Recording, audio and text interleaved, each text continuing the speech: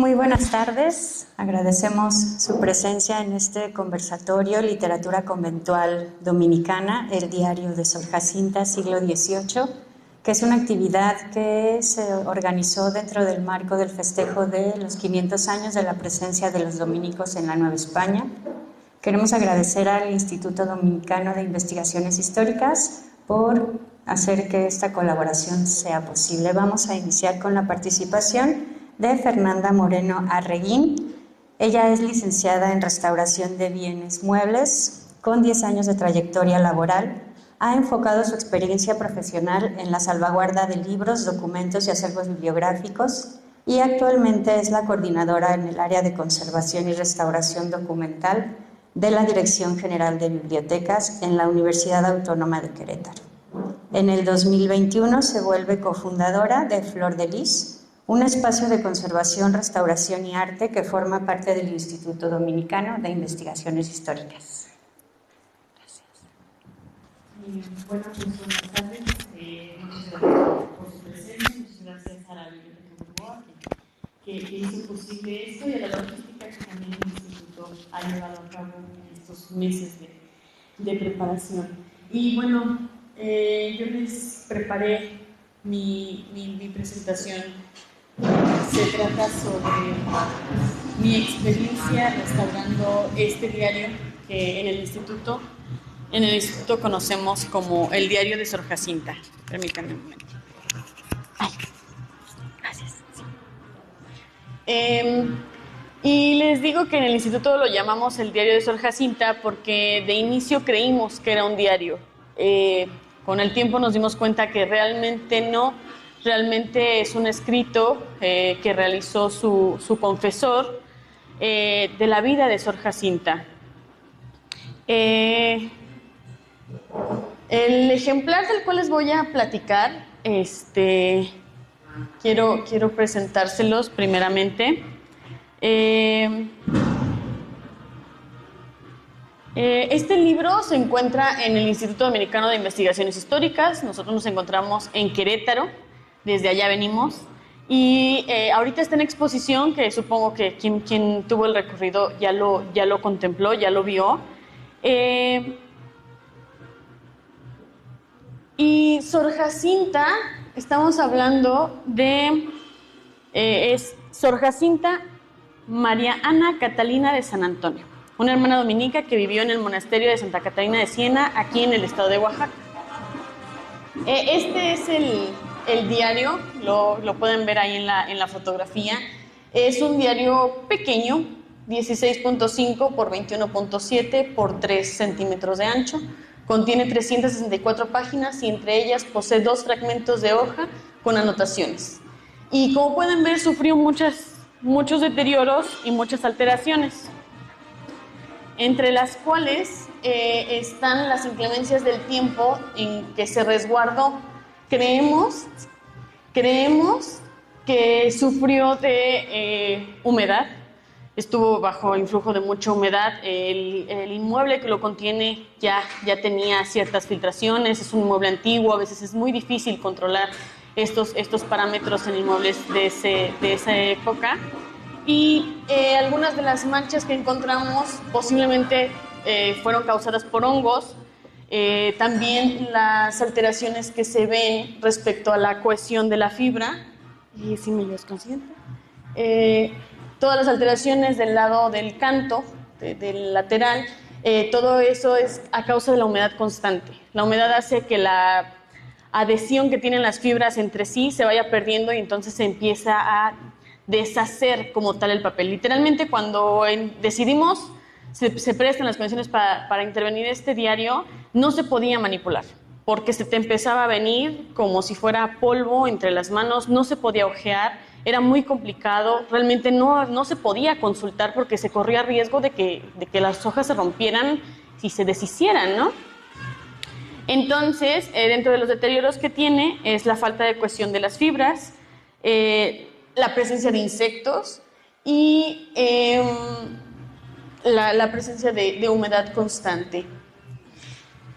Esto es causado por los insectos. En estas condiciones estaban las últimas hojas Como pueden ver, yo digo que era un rompecabezas porque en realidad ni siquiera se podían leer las hojas de lo roto que estaban.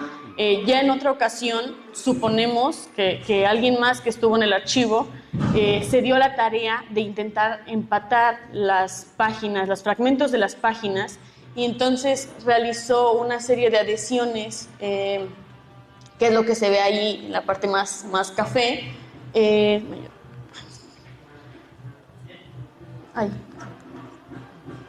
Ese orificio grandote que está ahí, suponemos que fue de algún escarabajo, porque un carcoma o una polilla no hace ese tipo de caminos, entonces tuvo el ataque aparte de algún escarabajo.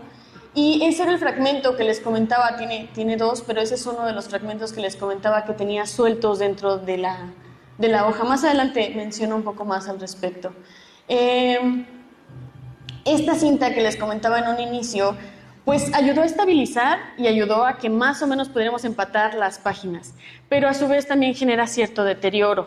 Es complicado retirarla, es muy complicado, se pudo haber corrido el riesgo, como es cinta engomada, esta cinta es, digamos que tiene adhesivo, que cuando tú le pones humedad, se pega. Entonces, si este documento hubiera estado otra vez como bajo las inclemencias de la humedad, se nos hace un sándwich que, santo Dios, yo creo que no hubiéramos podido despegarlo, ¿no? Entonces, nos ayudó para unas cosas, pero también corría mucho riesgo con estas cintas. Después se retiraron ya con la restauración, pero nos encontramos 3 o 4 hojas en estas condiciones. Algunas de las particularidades del libro fueron que este libro tiene 2 costuras. ¿A qué me refiero a 2 costuras? Un libro se compone de cuadernillos. Las hojas se acomodan, se doblan y una vez dobladas se cosen. Pero normalmente se cosen con un solo hilo y de una sola tirada, digamos. Este diario no. Este diario, cada cuadernillo estaba cosido por independiente y después todos juntos. Por ende tenía 2 tipos de hilo, 2 tipos de costura, y es algo que no se ve comúnmente en las encuadernaciones. Bueno, a mí nunca me había tocado ver algo por el estilo, entonces esta es una de las particularidades. Aquí se ve un poquito mejor. Este es un hilo, que aquí se ve cómo abraza el nervio, esto es el nervio, aquí se ven los cuadernillos, cómo van cada uno de los cuadernillos, y este negro que se ve aquí es otro hilo. Y vean cómo este no abraza el nervio, sino que pasa por debajo, entonces tiene 2 estructuras, 2 costuras, que es algo que no quiero decir normal, pero no es común. También este libro presenta 2 tipos de filigranas distintas. La filigrana es este diseño que se ve aquí. Este es un diseño pequeño, digamos. Se compone de 3 elementos, lo que pareciera una M, estas que son 4 bolitas, y pareciera una A. Este es uno de los diseños. Y el otro es vean, es una composición muchísimo más grande, tiene muchos elementos. Entonces, incluso de tamaño es más grande. En la siguiente, miren, aquí se ve el tamaño, aproximadamente más de 10 centímetros uno, y el otro apenas si llega a los 5, de hecho menos, apenas llega a los 5. Entonces, son 2 diferentes, y tampoco es común que los libros tengan 2 diseños distintos de filigranas. Las filigranas se realizaban al momento de fabricar el papel. No sé si alguna vez hicieron este ejercicio en la primaria, en la escuela, donde te ponían a triturar cartón y luego lo molías y luego lo ponías en agua y en una coladera lo pasabas y se asentaba el papel y ya te decían que fabricabas papel. Bueno, las filigranas se hacían sobre la malla por la cual pasas la pulpa, se bordaba el diseño que tú querías. Y entonces al momento en que se borda, sobre el bordado queda la pulpa más delgada, por ende la luz atraviesa más fácil cuando lo vemos a contraluz y se hacen ese tipo de diseños.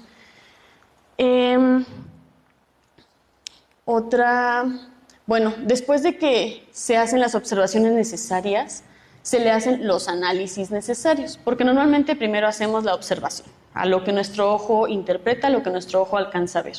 Después utilizamos ya las ciencias para identificar los materiales más certeramente de los libros. En este caso, es un pedacito de una esquina de la hoja que ya se había desprendido en la manipulación al tomar las fotografías, y de ahí se hizo la observación al microscopio y podemos obtener este tipo de imágenes. Y pues ya por la experiencia de nosotros como restauradores sabemos que esto es algodón. ¿Por qué? Porque el algodón tiene ligeras torceduras, digamos que la fibra como que se enrolla. Siempre el algodón tiene esas características. Entonces, cuando nosotros vemos este tipo de imágenes, nos damos cuenta de que es algodón, principalmente porque esto que se ve aquí debe ser por ahí alguna fibrita colada que pues se fue a lo mejor de lino seguramente. También observamos lo que son los hilos de su costura. Este que está acá es lino, lo podemos observar porque tiene como estas divisiones, es como si fuera una cañita en miniatura. Y este de acá es pergamino, que son sus nervios. Y tenemos un tercer hilo, que es el negro que veíamos en la fotografía anterior, que es desconocido. No pudimos identificar con el microscopio estereoscópico las características de alguna fibra que ya conociéramos. Entonces sería necesario ahondar un poquito más para poder dar un veredicto respecto a qué material es este. Bueno, pues una vez que tuvimos toda la información necesaria para empezar la restauración, decidimos, por medio de mi equipo de restauración, que somos 3 en el taller, decidimos hacer lo que es un lavado. Y sí, yo sé que suena raro, pero sí, el libro se lavó. ¿Por qué se lavó el libro? El lavado consiste en humectar cada hoja por separado, de manera controlada, para poder recobrar la estabilidad del papel, poder agregar el adhesivo necesario para que se pueda volver a manipular, y aprovechamos esa humedad para colocar los refuerzos que el papel necesitaba. Aquí lo que podemos ver en la imagen es, no sé si se nota, estamos en una charolita que con agua, que al agua se le colocan las sustancias necesarias que necesita el papel, y con una esponja natural de mar se le empieza a hacer un pequeño de toquecitos para que suelte toda la suciedad que tiene, en este caso los ácidos solubles que tenía, el agua salía amarilla, y ya después se saca. El papel se coloca entre unas mallas que son para restauración, y se puede manipular el papel sin que corra riesgo de roturas. Entonces se saca, aquí podemos ver cómo escurría el agüita, y posteriormente, lo que les comentaba, se coloca el refuerzo que cada hoja necesite, y se diseñan de manera particular. Cada hoja se le hace su refuerzo necesario. Lo que utilizamos aquí es papel japonés. El papel japonés es un compuesto, está hecho de algodón, se fabrica especialmente para restauración y permite recobrar solidez en la hoja y nos permite estabilizarlo para que recupere la forma completa. Digo, aquí está sobrado, después se le cortan los excedentes de papel japonés y se recupera la forma completa de la hoja para que se pueda manipular. Así es como queda ya terminado. En el caso de estas hojitas que les comentaba en un principio, nos llamó mucho la atención que ahí mismo dice que es la calca del tamaño del pie de la escultura de una virgen, y que quien posea esa calquita del pie está bendecido. Entonces se nos hizo muy importante para el libro que se mantuviera, y no quisimos correr el riesgo de que algún malintencionado lo quiera para su colección particular, y por ese detalle se fuera a perder el fragmento. Entonces decidimos hacer un laminado donde por la parte de atrás se le adhiere, atrás no tenía nada, se adhiere un pedazo de papel japonés más grueso y se incorpora a la costura como si fuera una hoja normal. Entonces ya no es posible desprenderlo. Una vez que ya nuestras hojas están estabilizadas y los cuadernillos armados nuevamente, se vuelve a coser para que quede evidencia de que sí lo hice yo. Se vuelve a coser, y a mí se me hizo tan importante esta cuestión de la costura que la volvimos a coser como era. Usamos 2 hilos, uno blanco y otro color hueso, así que son casi idénticos, pero sí volvimos a coser como estaba. Exactamente en el mismo orificio, se documentó por dónde entraba, por dónde salía el hilo, cómo rodeaba, y se volvió a hacer la costura exactamente igual. En general nos gusta hacer esto porque también el cómo se fabrican las cosas nos cuenta su historia. Entonces, si yo digo, no, esto está muy difícil, vamos a coserlo como normalmente se cosía, pues ya se pierde el vestigio de que tenía esta particularidad, ¿no? Entonces se volvió a coser y bueno, a todo esto, lo que les comentaba de Sor Jacinta María Ana Catalina de San Antonio, ella es muy conocida aquí en Querétaro. Bueno, dentro de los investigadores todos hemos escuchado hablar de Sor Jacinta. Yo les decía ayer que yo siento que es como una leyenda, porque todos lo hemos escuchado, pero nadie sabemos quién es. Entonces, para quienes no la conocían, esta monja se hace muy popular porque el primer impreso oaxaqueño que se hace aquí es, bueno, en Oaxaca evidentemente, es su sermón fúnebre. Aquí es la información que tenemos, de hecho también está acá en la exposición. Sermón fúnebre a Sor Jacinta Ana María de San Antonio, religiosa del monasterio de Santa Catarina de Siena de la ciudad de Oaxaca. Y fue bajo la licencia de doña Francisca Flores en el año de 1720. Y como les comentaba, pues no sabemos quién fue Sor Jacinta. Y hay muchas versiones que nos dicen una cosa y otras que nos dicen otra y se contradicen a la vez. Entonces, pues lamento decirles que mi presentación nada más les va a dar más dudas que respuestas porque no sabemos realmente quién fue Sor Jacinta. La intención de restaurar este diario es que se pueda consultar, que se pueda investigar, ya con la información tangible, que los investigadores se puedan animar a investigar respecto a ella, porque aquí en Oaxaca es muy conocida, pero no sabemos por qué.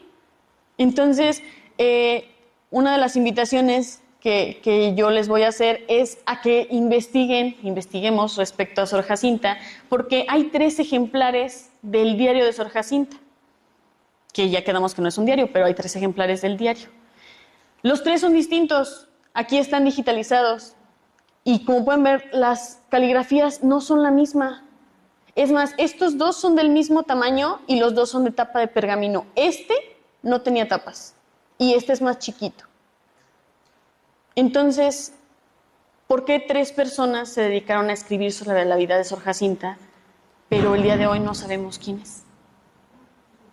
Entonces, yo los quiero dejar con esa incógnita, con esa pregunta y con esa motivación para que nos demos a la tarea de investigar, y no nada más los que estamos aquí en esta mesa que luego dicen, pues ellos van a investigar. No, todos los que nos llegue a interesar la historia de aquí de Oaxaca y de las monjas, pues que nos demos a la tarea de investigar en los archivos quién fue Sor Jacinta y pues resolver las dudas.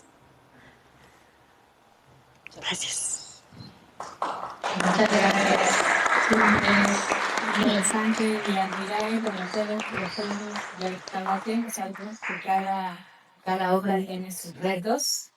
Y bueno, gracias a ese trabajo podemos tener acceso nuevamente a los textos que de otra manera pues se darían por perdidos. Ahora vamos a dar inicio con la participación del doctor Emilio Ricardo Barashidea. Él es puertorriqueño y doctor en literatura hispanoamericana por la Universidad de Sevilla.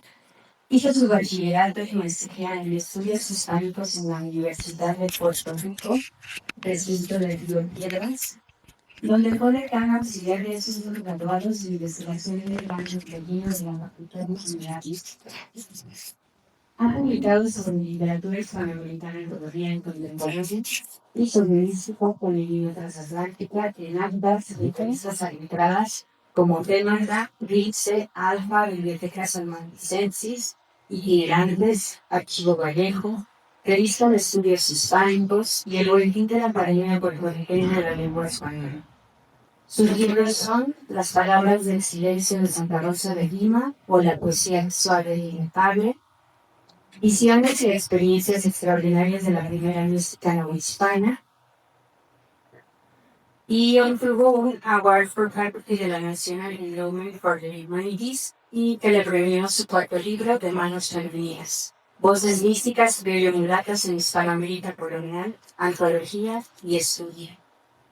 Fue visitante de la Universidad de Harvard y profesor visitante de la Universidad Complutense de Madrid por la beca Erasmus Plus International de la Unión Europea y preside además la Asociación Latinoamericana de Literatura y Teología, el capítulo de Folclore. Gracias. Muchísimas gracias. Buenas tardes a todas y a todos. Primero que todo, quiero agradecer a los maestros Hugo Daniel López y Miriam Aurora Gómez esta invitación tan hermosa.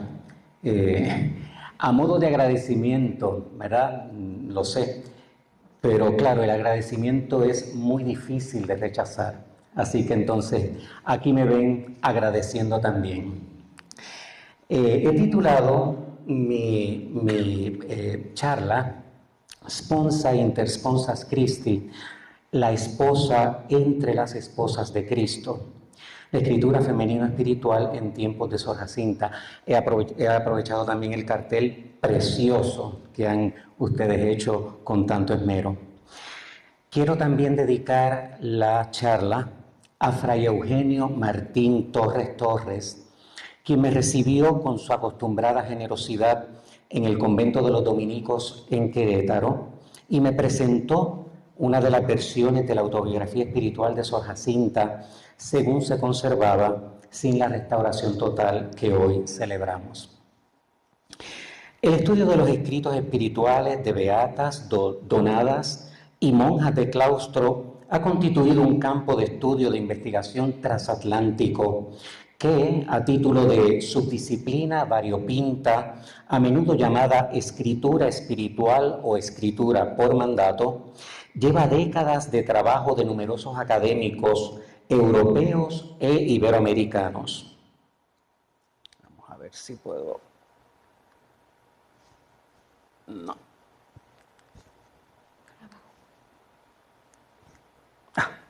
Ahí. En la orilla del corpus hispano-europeo merecen mención Jody Billincoff, Mary Giddels, Ronald E. Surtz, este medievalista retirado de Princeton University, con quien me carteé in extenso mientras redactaba mi tesis doctoral en la Universidad de Sevilla. Alison Weber, Sonja Gerpoel, quien historia la escritura por mandato a partir de la Santa Abulense, y Rebeca San Martín Bastida, medievalista de la Universidad Complutense de Madrid, con quien mantengo un fructífero diálogo. No.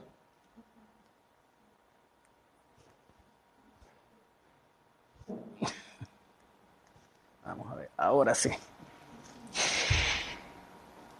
En las playas del Corpus Novomundista descuellan figuras admirables como la pionera Josefina Muriel, seguida de la incansable Asunción Labrin, de quien recibí recientemente la autobiografía espiritual de Sor María de Jesús Felipa, religiosa del convento de San Juan de la Penitencia de Ciudad de México, en 4 disquetes para que no me aburra en buen tiempo.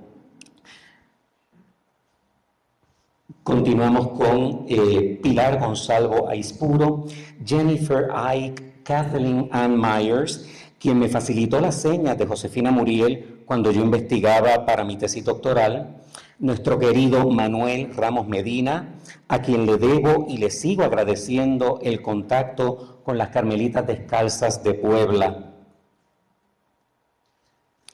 Seguimos con Rosalba Loreto López, quien tuvo la fineza de aclararme asuntos puntuales acerca de las concepcionistas poblanas, Robin Ann Rice, editora de la vida de Catarina, con R, de San Juan, la China poblana, escrita, debo decir, por su biógrafo Alonso Ramos, y David Sánchez Sánchez, quien ha editado en su monumental tesis doctoral la vida de la Madre María de Jesús Tomelín, el Lirio de Puebla, solo por mencionar algunos nombres. En el contexto de los virreinatos del Perú, Nueva Granada y el Río de la Plata, otra nómina dilatada de académicos transita este derrotero, convencidos tanto de la magnitud, de la relevancia, como del propio corpus mismo. Amerita enumerar a rosaristas prominentes como el descubridor, nada más y nada menos que de los hológrafos de Santa Rosa de Lima, Fray Luis G. Alonso Getino, Ramón Mujica Pinilla, quien me recibió en el Perú, y con él hice mi tesis de maestría acerca de Santa Rosa, que eventualmente fue mi primer libro. Rosa Carrasco Ligarda y Stephen Malcolm Hart, quien también editó el proceso apostólico de beatificación de Santa Rosa y acaba de enviarme su biografía de la santa en inglés para que yo se la presente en Lima. Concluyo con Catherine Burns y Nancy E. Van Dusen, editora, primero al inglés y luego en el español original, del diario espiritual de la primera mulata, donada y clarisa visionaria, Úrsula de Jesucristo o Úrsula de Jesús. En el Nuevo Reino de Granada, si es el que tenemos en pantalla, se destacan Darío Achuri Valenzuela, Ángela Inés Robledo, Catherine Joy McKnight, Clara E. Herrera, Fray Eugenio Martín Torres Torres, a quien le debemos en especial la coordinación acompañada del tomo tercero y exclusiva del tomo quinto del libro conmemorativo de los 800 años de la Orden de Predicadores en América. Y por último, Óscar Leonardo Londoño, que tiene a punto de caramelo la edición de los escritos de Sor Gertrudis Rosa de San José, monja del monasterio de Santa Inés de Montepulciano en Bogotá. Finalmente, en el Virreinato del Río de la Plata, contamos con la trayectoria brillante de Cinzia Folquer y de Alicia Frasquina, esta última abogada estelar de la canonización de María Antonia de San José y editora de una selección de sus cartas. La escritura espiritual producida tanto por hombres como por mujeres en las colonias españolas de Novus Orbis suele ser escasa, enfocada en los sujetos particulares, porque respondía en esencia a la solicitud del confesor o del guía espiritual para la bienandanza y la salvación de los autores, particularmente las mujeres. No pocos de estos textos pasaron, por tanto, a manos superiores de la jerarquía eclesiástica si los confesores y guías espirituales lo estimaban conveniente. Igual que también podían ser requisados por miembros del Santo Oficio, como ocurrió con los cuadernos autobiográficos de Santa Rosa de Lima.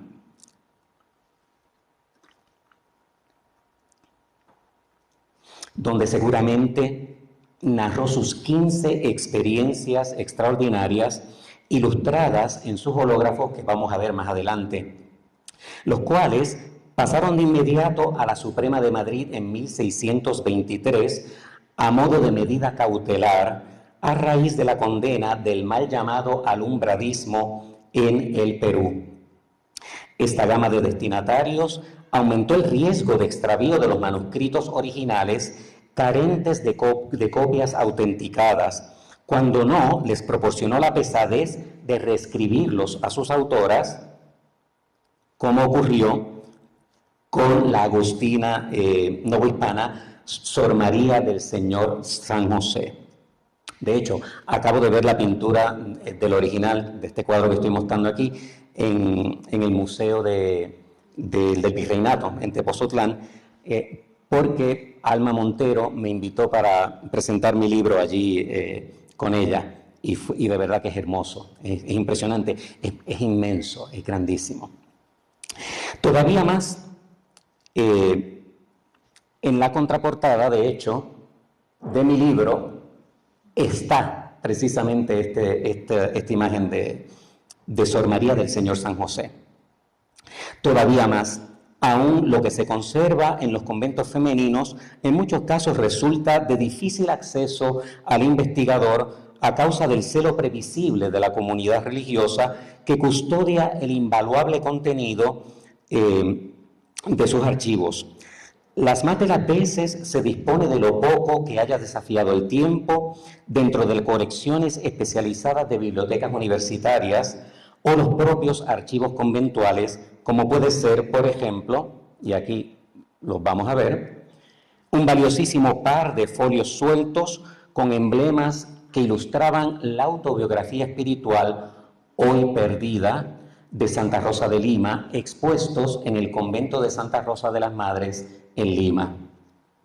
Beneficiado en parte por las autobiografías y diarios espirituales, biografías de confesores y cartas de las autoras a sus confesores que, parcial o totalmente, se han publicado en iniciativas aisladas,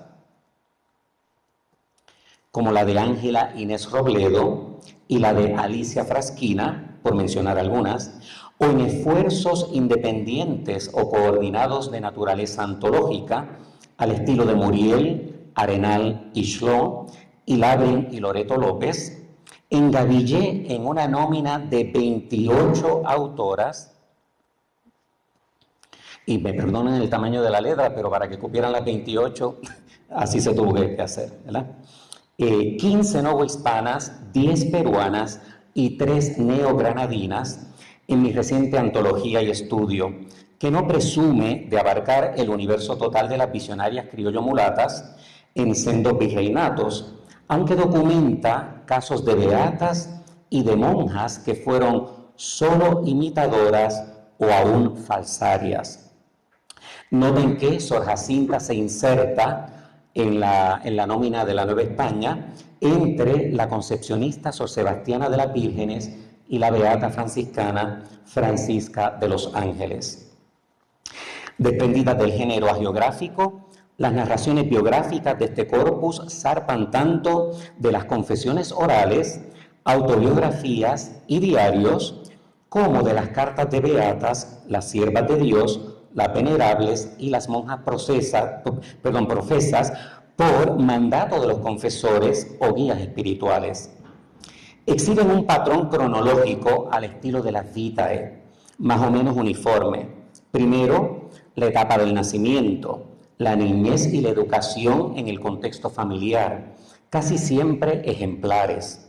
Segundo, el perfil de virtudes morales, de las cuales sobresale, por supuesto, la castidad, junto a las cardinales y las teologales, así como las prácticas asociadas a la virtud heroica, oración, penitencias, ayunos y mortificaciones. Tercero, los portentos de profecía, penetración de conciencias, presencia demoníaca y fenomenología extraordinaria, de los cuales las visiones corpóreas, imaginarias e intelectuales dominan el discurso.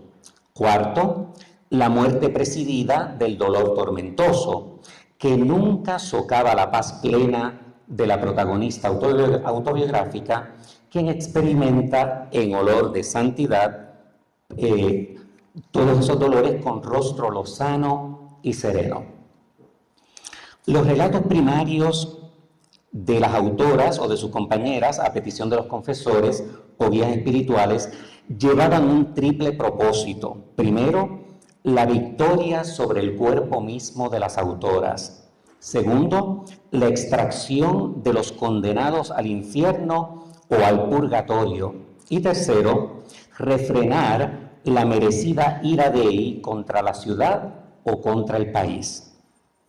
Obedecen al modelo establecido en la tercera etapa de la geografía individual, según Antonio Rubial García, a partir de 1640, en torno a los prototipos religiosos novohispanos, mártires, obispos, sacerdotes, beatas y monjas. Rubial García describe el discurso visionario femenino en la segunda mitad del siglo XVII como sigue. No voy a leer la cita para no perder mucho tiempo. La cuarta etapa de la geografía novohispana, según Rubial García, ocurre en el 1700, cuando cobran auge las vidas de monjas y las de beatas laicas. El niño Jesús protagoniza entre los 3 y los 8 o 9 años de edad incontables apariciones a las autoras, quienes suelen escucharle la proposición de desposorio o de matrimonio espiritual en brazos de la Virgen María, Así pasó con Santa Rosa de Lima, como están viendo ahí. Más adulto, se les presenta como un mancebo y mozo, émulo del efebo clásico, que las invita al tálamo de la cruz o se les mete literalmente en la cama, experiencia que vivió la dominica peruana Sor María Manuela de Santa Ana, o en el corazón de ellas mismas, donde descansa de las ofensas del mundo.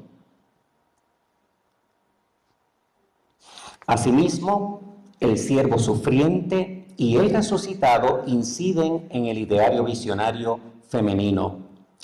No hay riesgo en afirmar que apariciones y visiones de todo tipo vertebran el discurso fenomenológico extraordinario de las beatas y de las monjas, no solo hispanoamericanas, sino transatlánticas.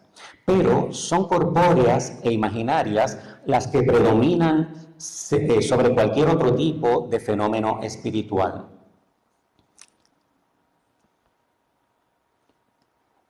Voy a dar una serie de ejemplos, dos de ellos, una son las puntas opuestas del arco. Una de una monja de cuna dorada que profesa de velo negro en el convento de San Jerónimo, y otra que es la única donada esclava de la que tenemos y se conserva el diario espiritual completo de ella. Desde que vivía como una beata en su casa hasta que ingresó en el convento de San Jerónimo de la Ciudad de México, la venerable madre, María Magdalena de los Rabaquio Muñoz, fue dirigida y confesada por Juan Sánchez Vaquero y Jerónimo Ramírez, debo decir, jesuitas de gran reputación que coincidieron en México entre 1614 y 1618. Resulta coherente que sus visiones exhiban rasgos más o menos cercanos a la metodología ignaciana, a la luz del asiduo estudio del Manual de las Meditaciones sobre el Rosario y la Pasión del jesuita italiano Gaspar de Loarte, a fin de traer, es una palabra importante, a Jesucristo a la imaginación y ahondar en algún paso de la pasión, según vemos en este fragmento de su autobiografía.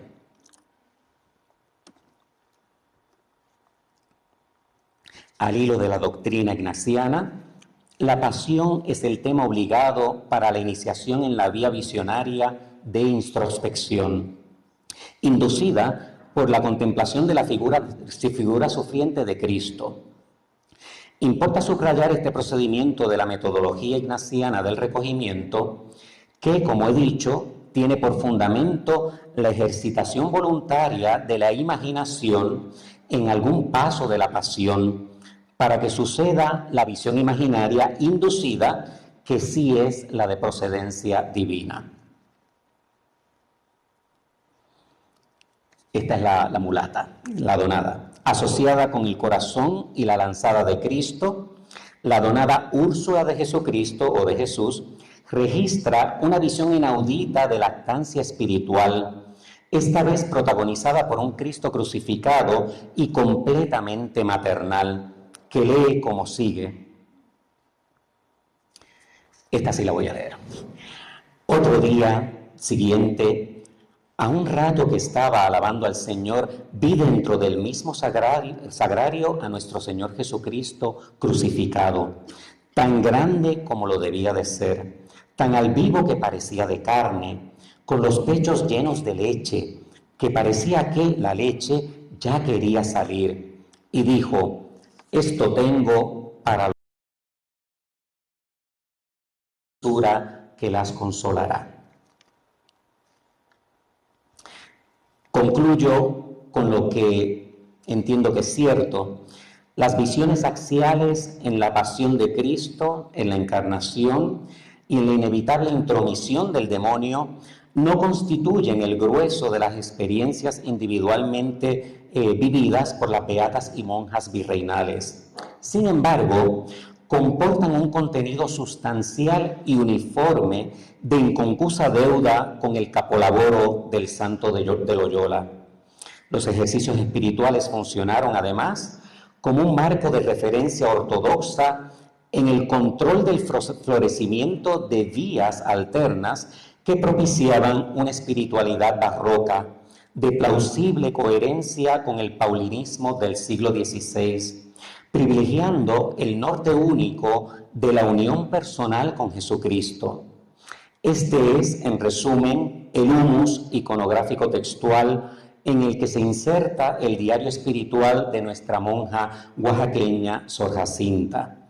Ojalá se logre pronto una transcripción paleográfica que invite a estudios profundos de su naturaleza fenomenológico extraordinaria, así como de su perfil a título de esposa entre todas las esposas de Cristo. Es todo, muchas gracias.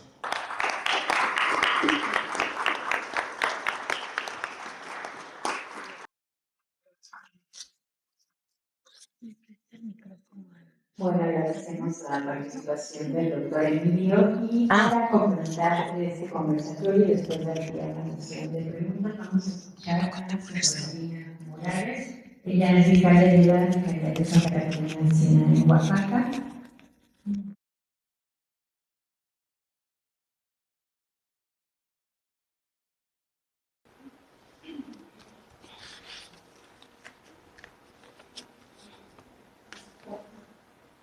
Buenas tardes. ¿No se escucha?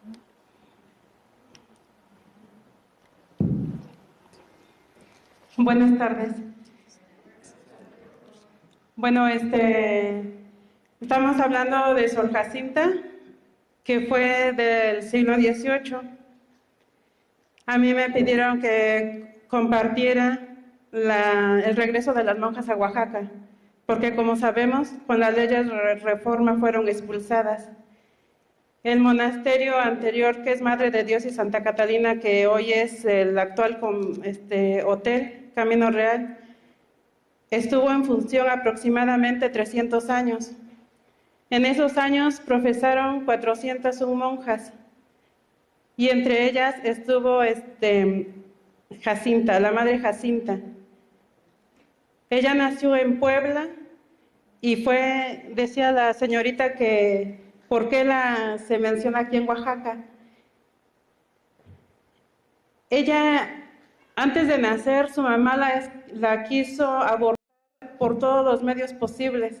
Incluso cuando nació, la tiró de cabeza para que muriera en el acto, pero pues no lo consiguió.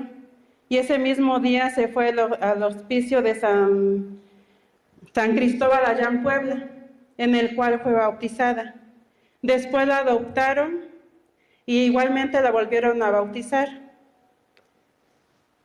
Vivió 30 años ahí con su madre adoptiva, pero en los cuales nada más 4 fue consentida por ella, porque a los 4 años que ella tenía, también regresó una sobrina con ella. Entonces el cariño y el amor fue para la sobrina.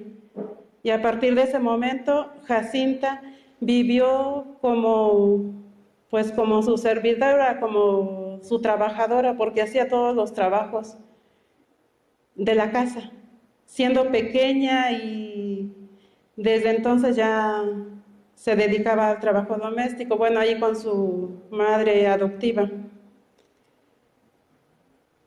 Se cuenta que a los 4 años ella tuvo uso de razón, entonces cuando empezó a conocer más el dolor que pasaba. En ese tiempo compró el niño que vemos aquí en el museo, porque solamente en Dios encontraba el consuelo de todos los sufrimientos que estaba viviendo por parte de su madre adoptiva.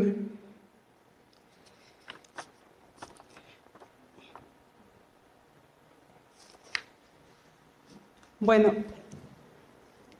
este convento estuvo en función 300 años, y después, por algunos motivos, todas las monjas fueron exclaustradas de todos los monasterios, no nada más de Oaxaca, las cuales vivían en casas con familias o con bienhechores. En ese tiempo había 9 conventos dominicos, 9 monasterios dominicos en toda la República. Todos los demás regresaron, no en el mismo lugar de su origen, sino en otros, pero en la misma ciudad, excepto Puebla y Guadalajara, que sí pudieron regresar en el mismo lugar de origen. Oaxaca, pues no. Pero cuando estaba en su apogeo el convento de aquí, 2 madres de aquí de Oaxaca fueron a fundar el Monasterio de México. Entonces ya ahí como fundadoras pues instruyeron a muchas jóvenes y ya lo establecieron bien, entonces ya regresaron a vivir aquí a Oaxaca. El Monasterio de México que fundaron las madres de aquí tenía como ese deber moral de regresar ese favor a esta ciudad. Y siempre que ya se establecieron ellas y tenían como ese, pues el deber de regresar el favor aquí. Y en 1996 ya esa idea se formó bien, se planteó con algunas madres de ahí, con la Madre Federal, que era la Madre Esperanza Sandoval, y vinieron a ver el arzobispo, que era don Héctor, del cual les dio una respuesta favorable de que sí podían regresar, sí podían hacer la fundación aquí en Oaxaca. Las apoyó en ese entonces el padre Orlando Uber y el padre Javier Sugasti. Y ya con todos los permisos, tanto de la orden como de aquí, de Oaxaca, regresaron en el 2 de marzo del 2003. La madre Vicenta, la madre Emma y la madre Sor María Eugenia. Ellas 3 regresaron como fundadoras del monasterio, de restauradoras de este monasterio. Estuvieron viviendo en casas prestadas. 3 años vivieron en Axompa, 1 año vivieron en Melchor Ocampo, aquí en el centro, y como 6 años vivieron en el asilo de Santa Rosa, en una parte del asilo. En el 2008 se compra el terreno en Viguera, donde se está construyendo actualmente. En el 2009 se pone la primera piedra, el día 19 de marzo del 2009. La Madre Vicenta era muy devota de San José y por eso quiso escoger ese día. Pero da la casualidad de que pues las monjas de este monasterio de Mixcoac, pues no todas se animaban a venirse, además de que ellas tienen mucho trabajo siempre, como en todos los monasterios. La fundación la entregaron a la federación porque no la quisieron asumir ellas. La federación la asumió. Actualmente somos 19 monasterios y de esos 19 tenían que mandar aquí a Oaxaca cada 3 o cada año una hermana. Venían por un servicio de 3 años o por 1 año. Hasta que en el 2013 se mandó una carta a todos los monasterios para que un monasterio se hiciera responsable de esta fundación. Santa Inés de Puebla respondió a esta llamada y mandó 7 hermanas, encabezadas por la Madre Esperanza. ¿Por qué? Porque la Madre Esperanza fue una de las que vino la primera vez con la Madre Vicenta y también se sentía con ese deber de apoyar a la Madre. Porque en caso de que no respondiera ningún monasterio, esto se iba a cerrar y se iba a terminar y pues ya la presencia femenina dominica pues se iba a retirar de aquí de Oaxaca, en caso de que no hubiera respuesta de algún monasterio que lo asumiera. Y así en el 2003, el 15 de agosto, pues llegó la comunidad de 7 hermanas del monasterio de Santa Inés a seguir el legado de nuestras madres y de nuestros padres también, porque siempre, desde fechas de nuestro Padre Santo Domingo, somos muy unidos los frailes y las monjas. Nos consideramos una sola orden. Entonces, nosotras, pues, estamos para apoyar la predicación. Como dicen, mientras hay un fraile de pie predicando, tiene que haber una monja de rodillas para que su palabra, su predicación, llegue a la salvación de las almas y de fruto. Y por ese motivo, pues, como que era una ilusión regresar a Oaxaca, porque aparte, pues, Oaxaca está invadido de la predicación de nuestros frailes. Bueno, encontramos un libro donde decía el horario del antiguo monasterio, el horario de las monjas, y eso es el horario que vamos llevando ahora. Entonces quiere decir que la oración de las monjas sigue teniendo esa fuerza para gloria de Dios y la santificación de nuestras propias almas. Y con esta misión, pues, estamos aquí ahora con la responsabilidad de construir el monasterio. Gracias a Dios, la capilla se bendijo en el 2003 por el arzobispo don Pedro, el actual. Y ahí vamos, y ya también en el 2013 nos llegó de Roma el papel de permiso de vicaría. ¿Qué quiere decir esto? Que ya podemos recibir vocaciones. Ya tenemos el permiso para recibir, y para la erección del monasterio, pues también nos piden algunos requisitos, uno de los cuales es el que tengamos de construcción el 80% del monasterio, que seamos 9 monjas, de las cuales 6 tienen que ser devotos solemnes y las otras 4 ya sea devotos temporales o novicias. El tercer requisito es que sea un lugar donde podamos vivir con la ayuda del pueblo, pero un lugar donde nos podamos desarrollar también. Entonces, pues creo que nos faltan solo 2, que es el número de monjas, porque actualmente somos 4 devotos solemnes, 1 devotos temporales y 2 aspirantes. Y de la construcción apenas llevamos como el 50%. Y pues queremos seguir pues lo que vivió la Madre Jacinta, los mismos horarios, las mismas entregas, la misma profesión, la profesión de los votos, de los consejos evangélicos de pobreza, castidad y obediencia. Y pues aquí estamos.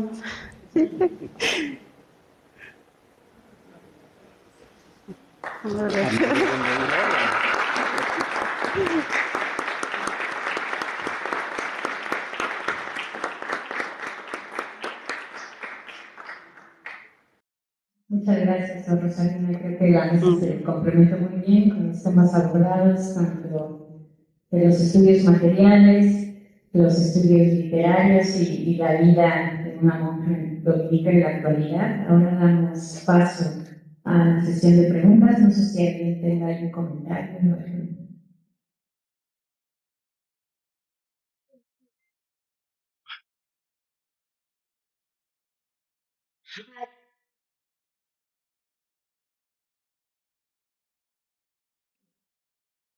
Bueno, yo solo dar un breve comentario, me gustaría hacerlo.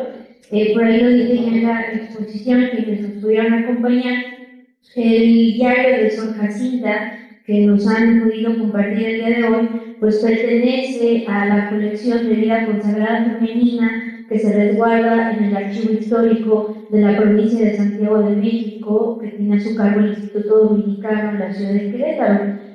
Pero pues estos diarios no son todo el corpus documental de esta colección.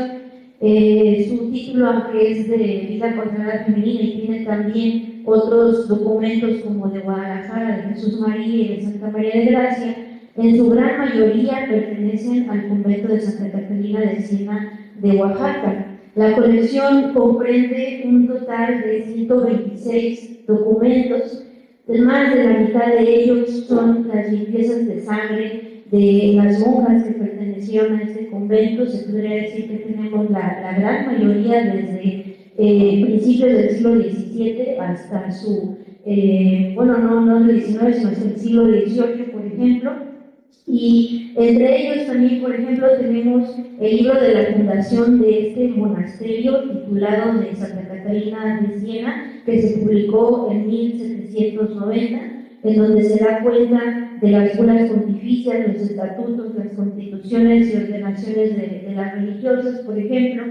Tenemos una compilación que hizo Esteban Arroyo junto con Sor María de Cristo, de una monja de Puebla, donde lograron reunir fotocopias, aunque fotocopias, pero logran reunir una compilación en donde se tiene el libro de profesiones de 1577 hasta 1849. Y por último, me gustaría mencionar que también hay otra biografía de una monja llamada Sor María Nicolasa de San Joaquín de 1750. Son dos libros, sin embargo, no son los originales, es una fotocopia y además es una transcripción a mano, que probablemente por la letra pues se hizo en principios del siglo XX. Ahí se menciona, ¿no?, la madre, el nacimiento, que es en 1750, pero como no es el original, pues no se le ha hecho la mención necesaria. Hay que ahondar más en ello, corroborar quizá con otras fuentes para ver pues, si es el original, pero de ser cierto estaríamos hablando de dos diarios diferentes, dos monjas, Sor Jacinta y Sor Mariana,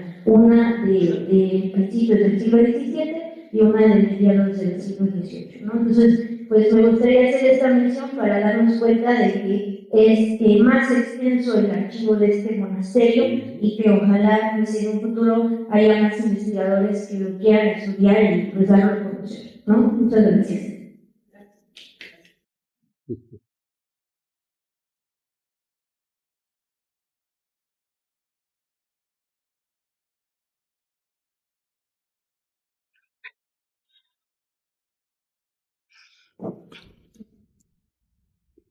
Yo quisiera nada más, hace un par de días, le enviaba yo a la madre Rosalina, unos archivos en PDF. Entre esos archivos, que son parte del acervo, digamos, del acervo digital del padre Santiago Rodríguez, hay 134 cartas de la Madre del Señor. Es muy interesante. Les confieso, no las he leído, nada más el puro título. Se lo mandé directamente al Madre. Es algo que creo que vale la pena. No están mecanografiadas, no sé de dónde las sacó el Padre Santiago. El acervo que hay de Oaxaca en el instituto fue rescatado literalmente el padre Santiago Rodríguez de una bodega donde estaba todo vendado. El padre Santiago llegó, pidió permiso para revisar unos papelitos. Y entraba con su portafolio vacío y aquello salía, pero ¿no? Iba rescatando, literalmente rescatando de la pérdida total una gran serie de documentos. Yo creo que es muy importante que quede también constancia de la ingente labor del padre Santiago Rodríguez en la formación del acervo documental del archivo de la orden en Querétaro. Y también de ser posible ver si entre los papeles que quedan hay la manera de encontrar alguna de estas cartas que el padre Santiago tiene mecanografiadas, para poder constatar realmente la autoría y profundizar en ellas.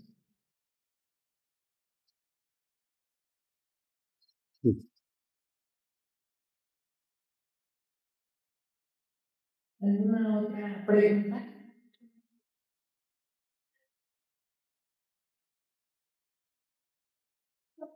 Buenas tardes.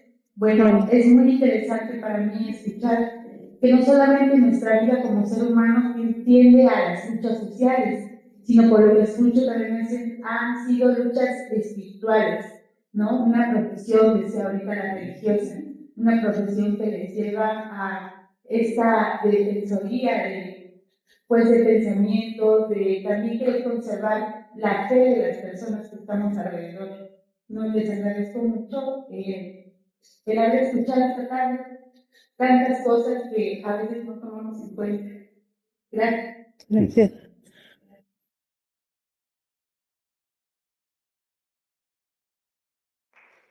Hola, buenas tardes. Pues yo estoy fascinada con todo lo que se propuso en la mesa, porque siento que fuimos de la forma al fondo y a la vivencia en sí misma y a la vivencia todavía muy actual, ¿no? Ver esa historia de las hormigas que sigue continuando en el territorio oaxaqueño y que todavía da muchos puntos de conexión. Y yo cuando venía pensando mucho en la silueta que se ve en el cartel y ya después entendí el por qué, porque en algún momento me preguntaba, yo pensando que si era el diario de la monja, si era una silueta de ella que había vertido como toda su experiencia mística en palabras y había llenado así su cuerpo. Esa era mi hipótesis, ¿no? Mi hipótesis un poco ignorante. Pero ahora que sé que realmente no se sabe cuál fue la vida de ella, o que tenemos la incógnita de quién fue, pero escucho esta frase de queremos vivir como Sor Jacinta, ¿no? La escucho también y digo, ese que tiene una tradición tan grande que sabemos sus horarios, sabemos algunas de sus emociones, sobre sus aspiraciones como un canon de santidad. Y entonces me pongo a pensar en todo el rompecabezas que hay que formarse, pero mi pregunta es, ¿falta un estudio entonces de verdad de leer el diario o que todavía nadie ha recitado como tal las palabras, solamente se ha hecho ya la restauración del diario? Bueno, sí, lo que pasa es que, como comentaba Miriam, el archivo es muy grande. O sea, realmente lo que tenemos en Querétaro Biblioteca, el archivo es muy grande, no damos abasto. Entonces, pues a veces priorizamos unas cosas, a veces priorizamos otras. Y platicábamos el día de ayer que decimos que providencialmente se empezaron a dar las cosas de que la biblioteca quería hacer una exposición de Sor Jacinta, da la casualidad de que el doctor Emilio también se interesa por el diario, nos facilita que hagamos la restauración y que tan a la mano como 2 meses antes de que esto se lleve a cabo, se termina la restauración, se estabilizan los otros 2 ejemplares, los otros 2 también tienen ataques de secos, entonces no están restaurados como tal, pero ya están estables, de manera que se pueden digitalizar. Entonces, sí, realmente es una investigación que está recién salida del horno y lista para que quien guste empezar a investigar, está ahí ya la información. Entonces, como les comentaba en mi última diapositiva, los 3 ejemplares ya se digitalizaron. Se pueden poner en contacto con el instituto por redes sociales o por la página para solicitar los archivos digitales y lo puedan consultar, lo puedan hacer la investigación. Entonces, esto está muy vivo todavía. Yo añadiría que el segundo paso es hacer efectivamente una transcripción, ¿verdad? De este texto que tenemos ahí de puño y letra.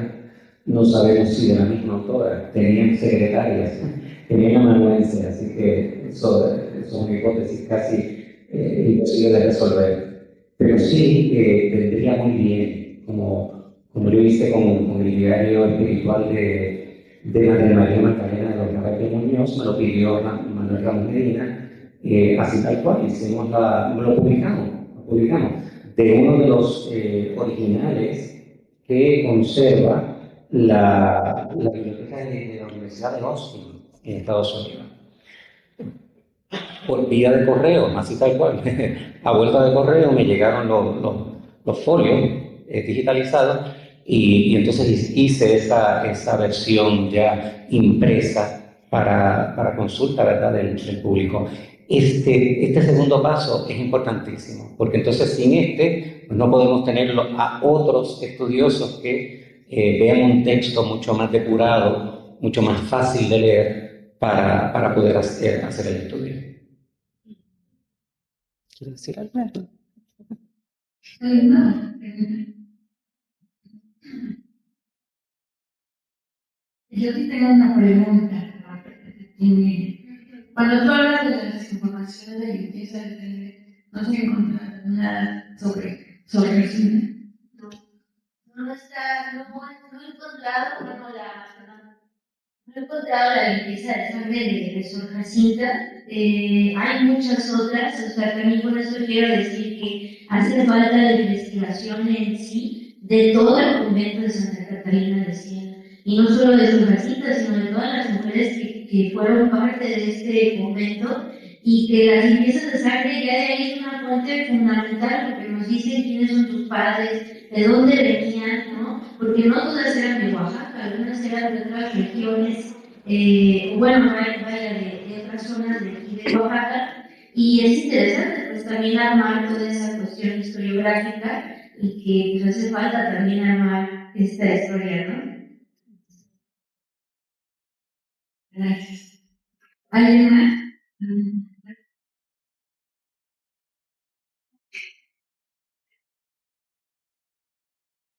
Bueno, esta sí es pregunta. Ahorita decía, bueno, cualquiera no puede venir y preguntar, pero yo creo que se necesita también como ese conocimiento, ¿por dónde empiezo? ¿Qué hago? ¿A dónde me dirijo? ¿A quién le hablo? O sea, no, yo escucho todo lo que hablan y digo, no, o sea, yo no, en ese momento no me sentiría a lo mejor con las palabras o la capacidad de hacer ciertas preguntas o dirigirme a ciertos lugares en donde puedo encontrar. Sí nos están facilitando datos, pero pues yo creo que esto es para alguien experto, ¿no? Experto en la materia. No sé, yo creo que le ayudaría a escribir en este momento nada más. Pero es muy interesante llegar al punto de todas las cosas, por qué, cuál, dónde, hacia dónde, ¿no? Y pues bueno, ¿qué me gustaría más que a lo mejor me dijeran, oye, ¿nos puedes ayudar? Pero sí puedo. Aquí estoy, por si se sorpresa.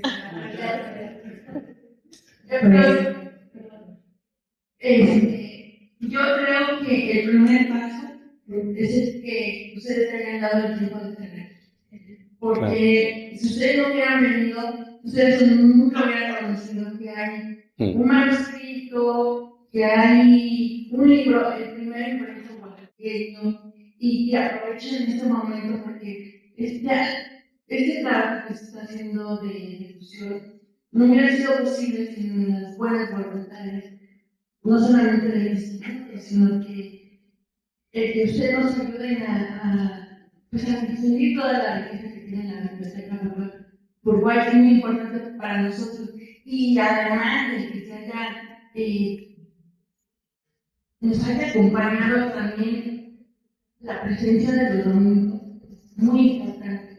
La obra, el retrato, el niño Jesús, bueno, creo que complementa muy bien toda la riqueza que todavía nos falta que descubrir. Pues también el primer paso es que se acerquen a las bibliotecas y los archivos. Siempre hay alguien dispuesto a brindarlos, y el primer paso es que vengan.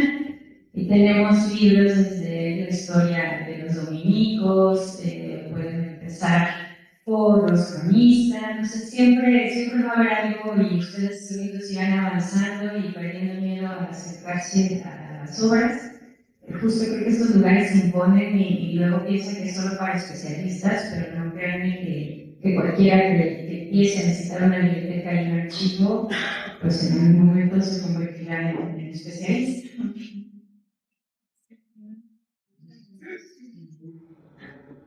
Una última palabra que voy a empezar.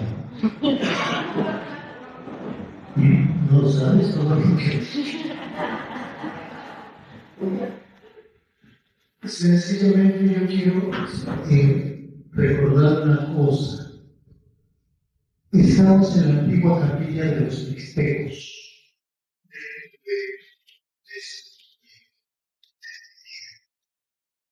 Y esto es muy importante, porque no es solamente el buscar la erudición a partir de una multiplicación de conocimientos, sino un saborear la verdad. La verdad que en la historia vamos descubriendo. La historia, así el buen dar ejemplo, es maestra de la vida. Pero no solamente es eso, también es gracia de Dios. Todo es gracia.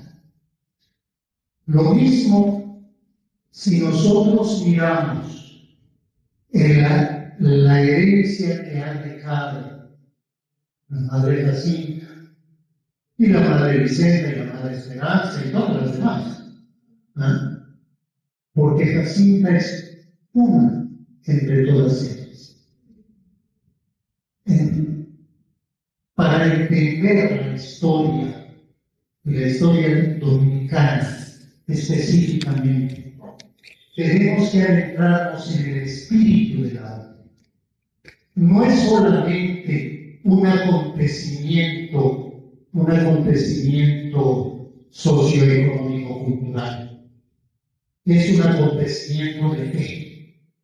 Y es a partir de allí de donde puede comenzar a entenderse verdaderamente el proceso de esta presencia de los frailes, no solamente en México desde hace 500 años, las monjas de Santa Catalina cumplen 450 años el próximo mes de enero. Valdría la pena empezar a trabajar sobre eso. Y los frailes cumplen 500 años de haber llegado a Oaxaca en un par de ellos. ¿De qué se trata? Se trata de empezar a penetrar el espíritu que estas mujeres, estos hombres han tenido para llegar, permanecer y sostener esa presencia, para sustentar una presencia. Fundar un convento es fundamentar una presencia, no nada más una cuestión jurídica, es el darle sentido a una vida que se prolonga, que se comparte y que se propaga más allá de nuestro tiempo, en esa maravillosa historia que se va haciendo. La historia es un ser infiel, haciéndose continuamente, realizándose en cada persona, en cada tiempo, en cada lugar, y que se va interpretando de mil y un maneras desde la perspectiva concreta de cada uno de los que lo observan. Por eso es muy importante que entendamos el espíritu desde el cual toda esta obra se ha dado a los cielos.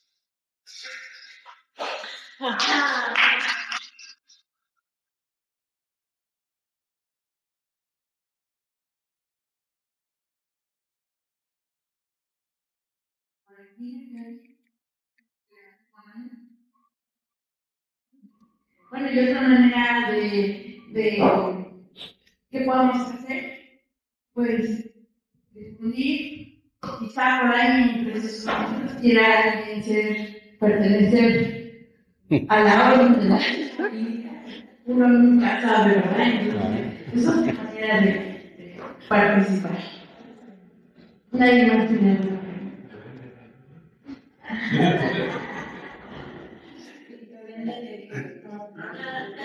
Creo que sí tenemos libros, justamente para dedicar con mi participación. Otra forma de irse acercando es acercarse pues, a las redes, a los eventos que tiene tanto la biblioteca como el instituto. El instituto tiene ya algunos años que retomó la publicación de la revista del Anuario Dominicano y también ahí se suben las investigaciones y los gráficos. Este es el de este año, que ahorita tenemos aquí a la venta casualmente, pero aquí se publican, nosotros buscamos publicar todas las investigaciones que se van dando respecto a la orden, no nada más espirituales, también en otras áreas históricas, etcétera. Entonces, pues si gustan también seguirnos en redes sociales, escribir su anuario, pues aquí estamos.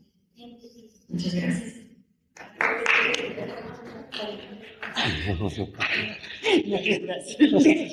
Hugo me la puso en las manos. Seguro, muy bien. Bueno, yo quisiera que si su señora nos puede compartir cuál es la importancia de tener un monasterio en Oaxaca y nuestra responsabilidad, porque yo quiero pensar, así como hoy, después de tantos años, hablamos de una monja como la Madre Jacinta y de muchos más, y conocemos este legado que nos pertenece como oaxaqueños, ¿no? Que nosotros somos quienes heredamos esta riqueza y que es nuestra, pero también al que heredar esta riqueza tenemos un deber hacia ella, ¿no? Pero quizás no terminamos de entender este deber porque no terminamos de entender por qué un monasterio es tan importante que esté en nuestra ciudad y cómo nosotros, desde nuestro ser oaxaqueños, ante esta generosidad de ustedes que entregan su vida para pertenecer a esta obra, ¿cómo podemos nosotros responder a ustedes? ¿Y qué podemos hacer para ayudarlas?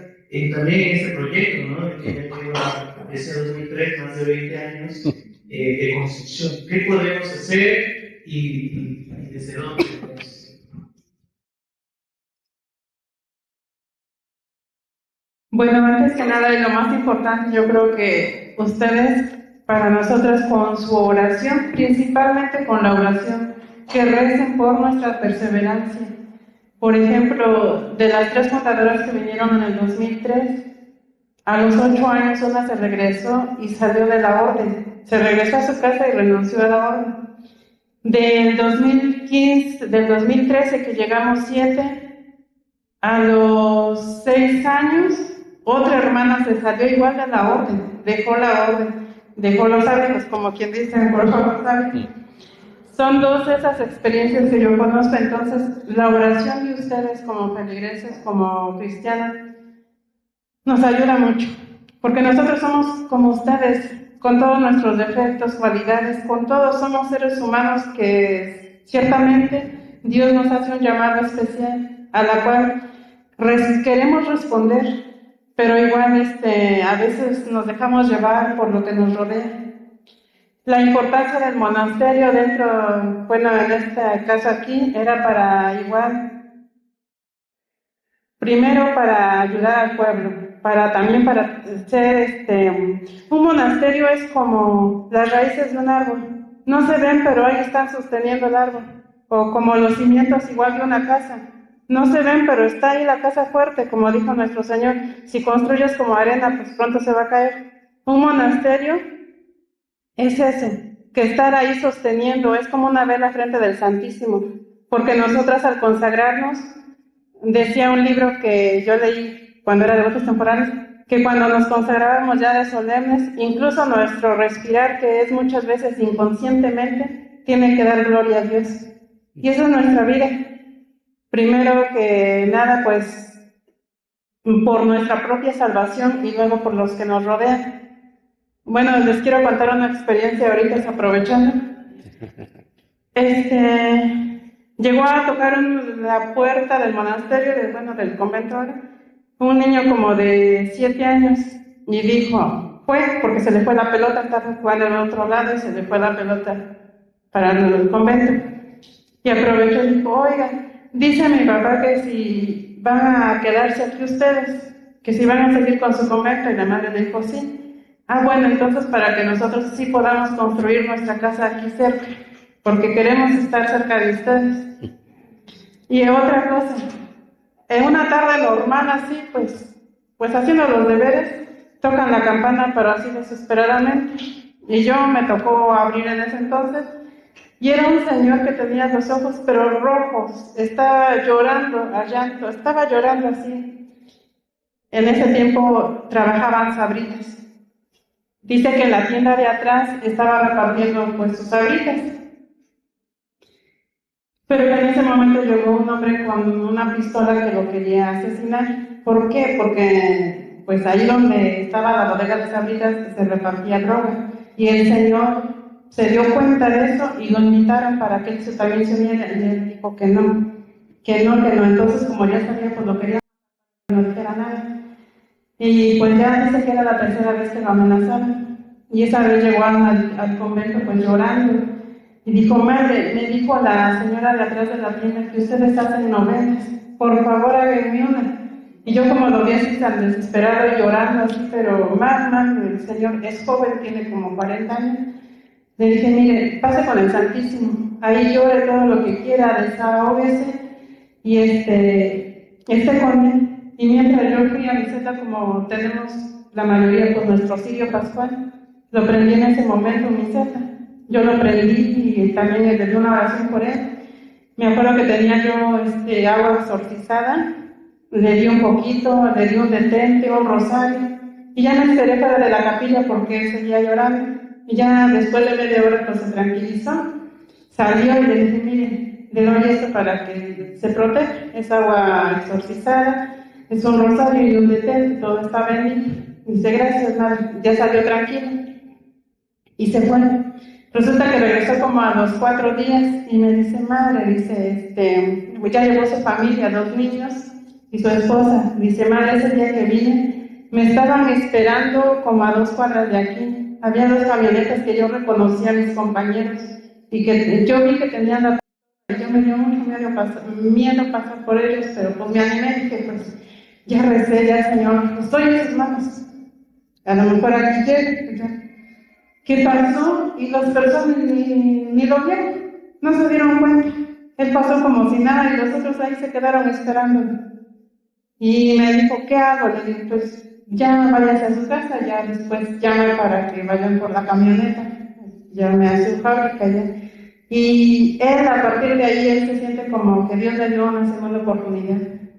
Dice, de veras, madre, si ustedes no hubieran estado aquí, quizá yo no sabría que, bueno, no me sentiría con esa fortaleza con la que salí de aquí. Y yo creo que Dios le tapó los ojos a esos hombres porque de veras que pasé en medio y no me vieron, estaban a los lados. Entonces yo pues también fue Dios nos sigue bendiciendo, Dios está presente y pues a eso estamos, para apoyar espiritualmente. Tal vez muchas personas no se acercan y no nos dicen sus problemas, pero pues sabemos las necesidades de nuestra gente. Fuimos sacados del pueblo y sabemos que mucha gente no tiene que comer o que mucha gente está enferma, se siente sola y todas esas necesidades pues las llevamos al Señor, se las presentamos. Y yo no dudo que igual la Madre Jacinta hacía lo mismo. Incluso me faltaba comentarles que muchas señoras, nosotros vendemos los domingos en Catedral, en Carmen Alto y en Soledad. Vendemos los productos que hacemos en el convento y mucha gente se acerca. Y varias personas, señoras embarazadas, se dicen, me encomienda la Madre Jacinta y nosotros. Sí, ¿por qué? Porque para que tuvieran un buen alumbramiento, para que así como ella no se murió cuando la tiraron a nacer y cuando tomaron todo para que fuera por gracia de Dios siguió. Entonces por eso sentimos que es un don de Dios para nuestra iglesia, un monasterio. Y aquí en Oaxaca solo hay 5 de vida de clausura. Las demás son de vida activa, pero de vida clausura solo somos 5. No sé si respondí a tu pregunta.